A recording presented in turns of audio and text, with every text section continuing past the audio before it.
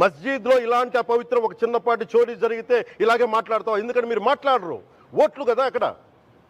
కానీ హిందువులు మాట్లాడితే హిందువులు అందరికీ ఎవరు పట్టించుకోరు. ఇక్కడ వేదన ఉండదా? మౌనంగా ఉన్నావంటే బాధ లేదనా? కోపం రాదనా? ఈ రోజుకి కూర్చొని చూడండి ఏం మాట్లాడుతున్నారో వాళ్ళు.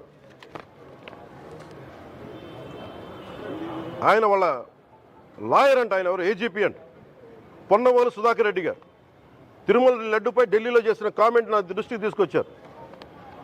ఇలాంటి సెన్సిటివ్ సమయాల్లో ఎయిదర్ మౌనం మంచిది, మౌనం దాటి పొగరుగా మాట్లాడటం, నన్ను పచ్చి బూతులు తిట్టినా, నన్ను వక్రీకరించినా, నన్ను రోడ్డు మీదకి లాగిన నేను ఎప్పుడు మౌనంగానే ఉన్నా. కానీ వైసీపీని నాయకులు, విమర్శించే నాయకులు ప్రత్యేకంగా చెప్తున్నాం, సనాతన ధర్మాన్ని జోలికి రాకండి. తప్పు జరిగితే తప్పు జరిగిందని ఒప్పుకోండి, లేదా మాకు సంబంధం లేదని చెప్పండి. అంతేగాని మళ్ళీ అడ్డగోలుగా మాట్లాడితే ఎవ్వరం క్షమించం. ఇక్కడ మీరు కూడా హిందువులే, పొన్నవోలు సుధాకర్ రెడ్డి గారు మీరు హిందువులే. నోటికొచ్చినట్టు మాట్లాడకండి. తమాషాలుగా ఉందా మీకు? సరదాలుగా ఉన్నాయా?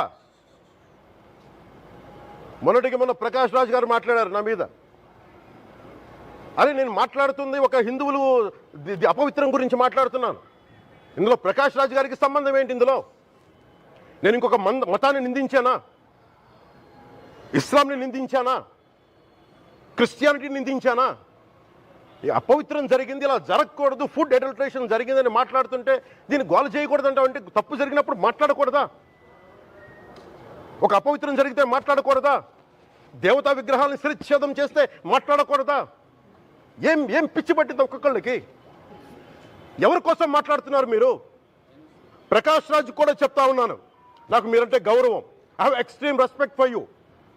కానీ when it comes to secularism, Prakash Raj garu, it's a two-way, not one. I have extreme respect for you. You know that. Mere secularism is all, it is not way. హిందువుల మీద దాడినప్పుడు వచ్చి మాట్లాడడం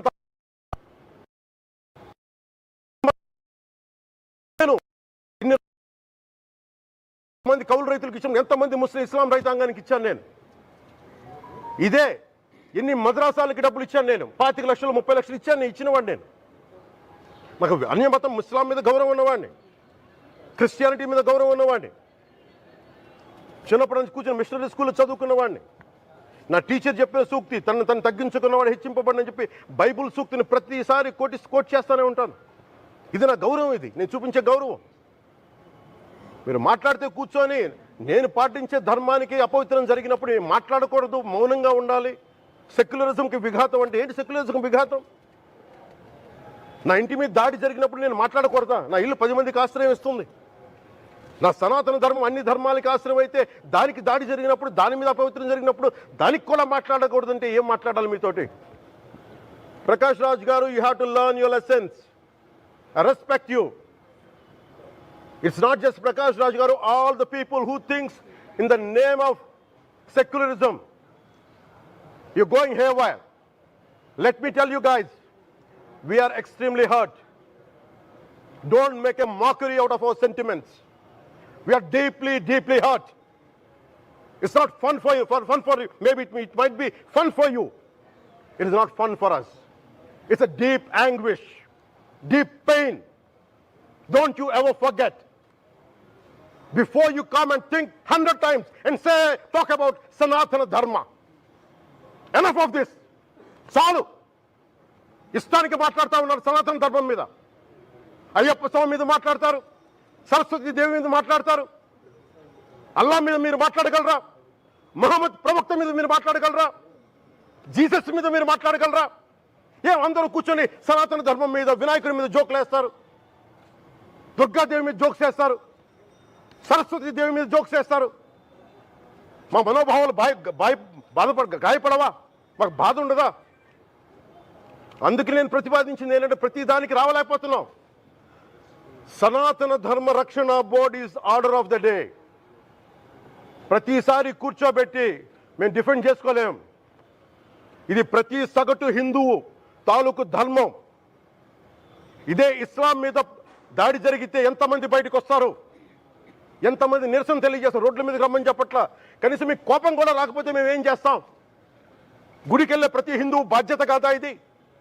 నా ఒక్కరి బాధ్యతేనా? మా బాధ్యతేనా? మీది కాదా? ధర్మాన్ని మీరు పరిరక్షించరాదు, మీ బాధ్యత కాదా?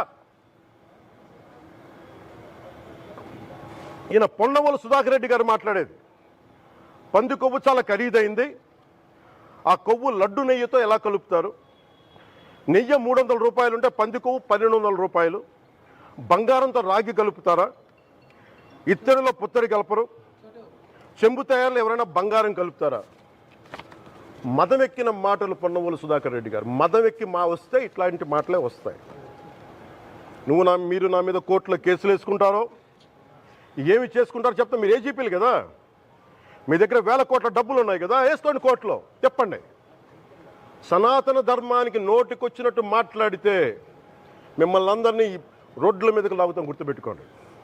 తప్పు జరిగింది, ప్రాయశ్చిత్తం చేసుకోండి, లేదంటే మౌనంగా మాట్లాడకుండా ఉండండి అంతే. మా మనోభావాలు ఇంకా రెచ్చగొట్టేలా మాట్లాడొద్దు. భూమన కరుణాకర్ రెడ్డి గారు మాట్లాడతాను నేను వెళ్ళి హై డ్రామా, రాజకీయ మనసు ఉన్న వాళ్ళు అత్యంత దారుణంగా ప్రవర్తిస్తున్నారండి. లడ్డు కలుషితమైంది అంటున్నారు. కల్తీ నెయ్యితో తప్పు చేసి ఉంటే సర్వనాశనం అయిపోతాం, రక్తం కక్కుని చచ్చిపోతాం. మీ నాశనం మొదలైంది. రెండోది అది భగవంతుడికి వదిలేస్తున్నాను.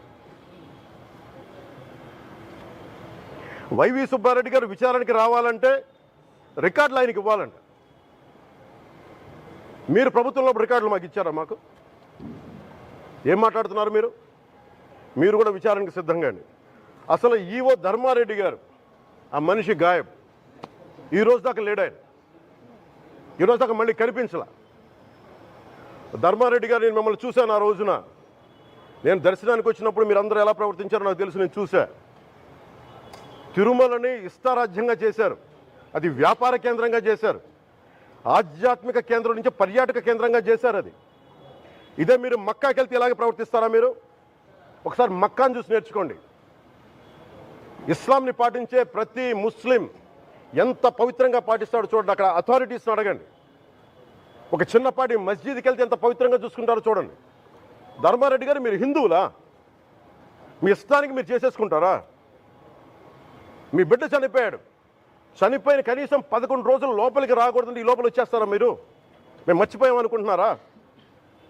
ఆగమ శాస్త్రం చెప్పింది మీకు ఇదేనా? అంటే గవర్నమెంట్ ఉద్యోగులు అయితే ప్రభుత్వం మీ నియమిస్తే మీ ఇష్టానికి చేసేసుకుంటారా? మాకు బాధలు ఉండవనుకుంటున్నారా? ఇదే మీరు ఒక ఇస్లాంకి చేస్తే అపచారం జరిగితే మీరు ఏం చేస్తారు? బయట రోడ్ల మీదకి వచ్చి మీరు కూర్చోబెట్టి దాన్ని పొలిటికలైజ్ చేస్తారు. మీరు పొలిటికలైజ్ చేస్తారు. నేను నిజంగా చెప్తున్నా, జగన్మోహన్ గారికి కూడా చెప్తున్నా, మీరే కనుక, నేనే కనుక సనాతన ధర్మం మీద పోరాటం చేయాలని నన్ను ఆపేవాళ్ళు ఎవరు లేరు ఈ దేశంలో, గుర్తుపెట్టుకోండి. నేను కనుక సనాతన ధర్మం కోసం నేను పోరాటం చేస్తే చచ్చిపోవడానికి సిద్ధం నేను. కానీ నేను అక్కడి దాకా తీసుకెళ్ళిన విషయాలు, దానికి నిదర్శనమే రాముల వారి విగ్రహం శిరిచ్ఛేదం జరిగినప్పుడు ఒక్క మాట మాట్లాడకుండా చెప్పి కూర్చున్నాను. ఆ తెలివితేట లేక మీ ప్రభుత్వాన్ని కిందకి తీసుకొచ్చి అధాపాతాలను తొక్కిన మేము మాకు శక్తి లేదనుకుంటున్నావా? ఉండవనుకుంటున్నావా? కానీ మేము సమాజాన్ని కలిపి ఉంచాలని వ్యక్తులం తప్ప విడగొట్టాలని వ్యక్తులం కాదు మేము, గుర్తుపెట్టుకోండి. అలాగే ఈరోజు నుంచి ప్రజలందరికీ కూడా చెప్తున్నా, అన్ని మతాలని మేము గౌరవించేది ఈ నేల. ఒక జనసేన పార్టీ అని కాదు, తెలుగుదేశం పార్టీ అని కాదు. మీరు ఏ పార్టీలకు సంబంధించిన వైసీపీలో ఉన్న హిందువులందరూ ఏం చేస్తున్నారు? మీరందరూ పోటీ పడ్డారు కదా తిరుమలకి వెళ్ళడానికి. మీరు మర్చిపోయారు, ఇందులో ఈ పాపం మీకు కూడా వస్తుంది, ఈ పాపం మీకు కూడా తగులుద్ది.